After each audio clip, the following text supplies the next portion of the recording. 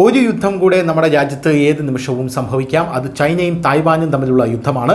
എന്നാൽ അത് സംഭവിക്കാതിരിക്കാൻ ചൈനയുമായി നേരിട്ടൊരു ഏറ്റുമുട്ടലിന് യുണൈറ്റഡ് കിങ്ഡം പോരാട്ടത്തിനിറങ്ങുന്നു എന്നാണ് നമുക്ക് മനസ്സിലാക്കാനായി സാധിക്കുന്നത്. തായ്വാൻ സംഘർഷം യുദ്ധത്തിലേക്ക് നീങ്ങിയാൽ തായ്വാനെ പ്രതിരോധിക്കാൻ ഓസ്ട്രേലിയയ്ക്കൊപ്പം നിൽക്കാൻ ഞങ്ങൾ തയ്യാറാണെന്ന് ബ്രിട്ടീഷ് വിദേശകാര്യ സെക്രട്ടറി ജോൺ ഹാർലമാണ് ഇപ്പോൾ പറഞ്ഞിരിക്കുന്നത്. UK ആസ്ഥാനമായിട്ടുള്ളൊരു മാധ്യമ ഗ്രൂപ്പിനെ ഉദ്ധരിച്ച് റഷ്യ ടുഡേയാണ് ഇക്കാര്യം സ്ഥിരീകരിച്ചിരിക്കുന്നത്. തായ്വാൻ ചൈനയുമായി ഏറ്റുമുട്ടിയാൽ നിങ്ങളുടെ നിലപാട് എന്തായിരിക്കുമെന്ന ചോദ്യത്തിന് മറുപടിയായി ഹാർലിൻ പറഞ്ഞത് ഇങ്ങനെയാണ്: മുമ്പ് ഞങ്ങൾ ഓസ്ട്രേലിയയ്ക്കൊപ്പം പോരാടിയിരുന്നു, ഇത്തവണയും ഞങ്ങൾ അതിനൊപ്പം തുടരും. ഈ ഘട്ടത്തിൽ രണ്ടാം ലോക മഹായുദ്ധ സമയത്ത് ജപ്പാനെതിരായിട്ടുള്ള യുദ്ധത്തിൽ ഇംഗ്ലണ്ട് ഓസ്ട്രേലിയ പിന്തുണച്ചതിനെ അദ്ദേഹം പരോക്ഷമായി പരാമർശിച്ചു.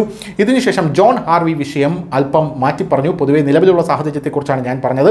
വാസ്തവത്തിൽ നയതന്ത്ര നടപടികളിലൂടെ തായ്വാൻ തർക്കത്തിന് സമാധാനപരമായിട്ടുള്ള പരിഹാരം കാണണമെന്ന് ഞാൻ ആഗ്രഹിക്കുന്നു. പക്ഷേ യുദ്ധത്തിലേക്ക് പോയി കഴിഞ്ഞാൽ ഞങ്ങൾ ഉറപ്പായിട്ടും തായ്വാന് വേണ്ടി അവിടെ അരയും തലയും മുറുക്കി ഇറങ്ങുമെന്ന് UK പറയുകയാണ്.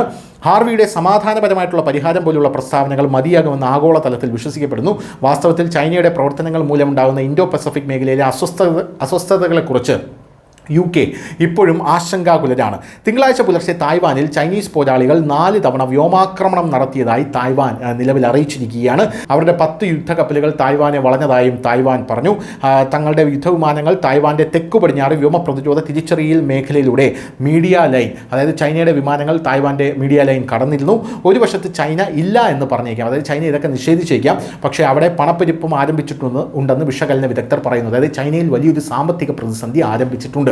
അതുകൊണ്ട് ചൈനയുടെ ജനങ്ങൾക്ക് മുന്നിൽ മുഖം രക്ഷിക്കാനുള്ള ചൈനീസ് സർക്കാരിൻ്റെ ഒരു വലിയൊരു നീക്കമെന്ന് പറയുന്നത് തായ്വാൻ പിടിച്ചെടുക്കുക എന്നുള്ളതാണ്. യുവാക്കൾക്കിടയിൽ തൊഴിലില്ലായ്മ വർദ്ധിച്ചുകൊണ്ടിരിക്കുകയാണ് ചൈനയിൽ. ഇതുമൂലം അതൃപ്തി അവിടെ വർദ്ധിച്ചുകൊണ്ടിരിക്കുകയാണ്. ആ സമയത്ത് പൊതുജനങ്ങളുടെ ശ്രദ്ധ തിരിക്കാൻ ചൈന തായ്വാൻ വിഷയം ഇളക്കിവിടുന്നു. ആവശ്യമെങ്കിൽ തായ്വാനെ നമ്മളുമായി ഒന്നിപ്പിക്കാൻ ബലപ്രയോഗം നടത്തണമെന്ന് പോലും ഷീ ജിൻപിങ് പറയുന്നൊരു സാഹചര്യമുണ്ട്. അങ്ങനെ ഒരു വശത്ത് ഷീ പൊതുജനങ്ങളുടെ ശ്രദ്ധ തിരിക്കുന്നു, മറുവശത്ത് ആദ്യത്തെ എയർലാൻ മാവോ സേ തുങ്ങിന് അദ്ദേഹത്തെ വിളിക്കാൻ കഴിഞ്ഞില്ല. തായ്വാൻ ജീനിയാണെന്ന് കാണിക്കാൻ അദ്ദേഹം ആഗ്രഹിക്കുന്നു. മാവോയേക്കാൾ വലിയവനാണെന്ന് കാണിക്കാൻ ഷീ ജിൻപിങ് എന്ത് തറ വേലകളും നടത്തുമെന്നാണ് തായ്വാൻ പറയുന്നത്. മറുവശത്ത് തായ്വാൻ ചൈനയുടെ കൈകളിലായാൽ കിഴക്കൻ പസഫിക് ചൈനയുടെ മുന്നിൽ തുറക്കപ്പെടും. അത് അമേരിക്കയ്ക്കോ ജപ്പാനോ ഓസ്ട്രേലിയയ്ക്കോ താങ്ങാവുന്നതിനും അപ്പുറമായിരിക്കും. ലോകത്തിൻ്റെ ശ്രദ്ധ മിഡിൽ ഈസ്റ്റിലും യുക്രൈനിലും ആയിരിക്കുമ്പോൾ ചൈന തായ്വാനെ പിടിച്ചെടുക്കാൻ ഇറങ്ങിയ 3ാം ലോക മഹായുദ്ധം ആരംഭിക്കുമെന്നാണ് വിശകലന വിദഗ്ധർ ഇപ്പോൾ പറയുന്നത്. News desk, news India Malayalam.